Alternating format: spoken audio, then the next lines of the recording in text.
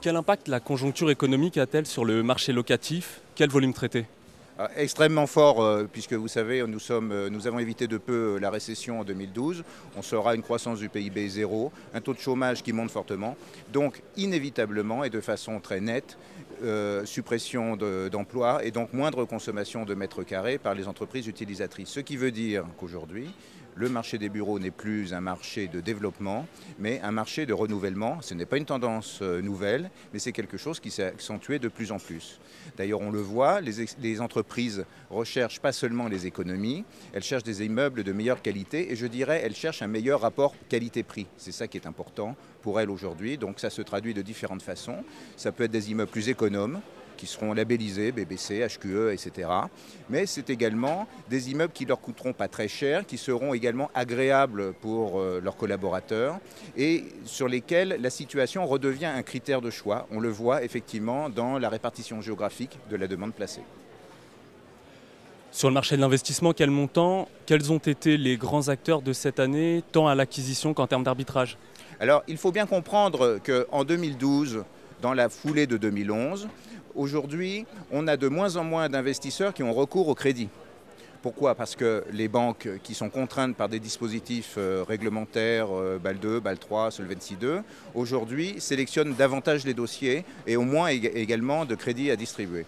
Donc cela se traduit directement sur le marché par la prédominance des investisseurs que je dirais autofinancés, c'est-à-dire des fonds souverains, des fonds étrangers, des sociétés d'assurance, des fonds de pension qui aujourd'hui dominent le marché de façon très nette.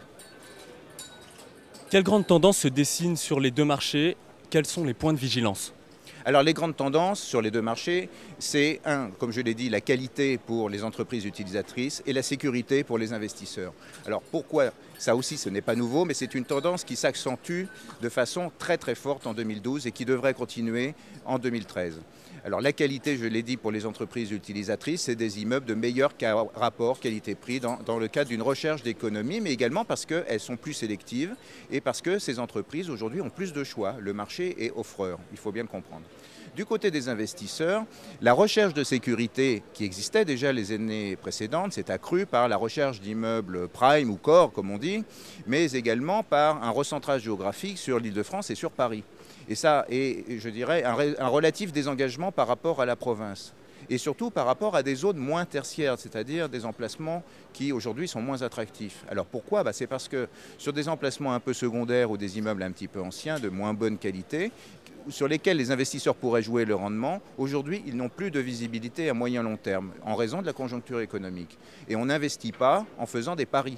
On investit sur la base de cash flow raisonnables qui sont aujourd'hui, pour beaucoup d'immeubles en situation, encore une fois, secondaire ou peut-être obsolescents, extrêmement difficiles à monter. Donc, effectivement, cette recherche de la qualité et de la sécurité, ce n'est pas un refus du risque, c'est l'incapacité de prendre des risques dans une conjoncture où aujourd'hui on ne voit pas clair.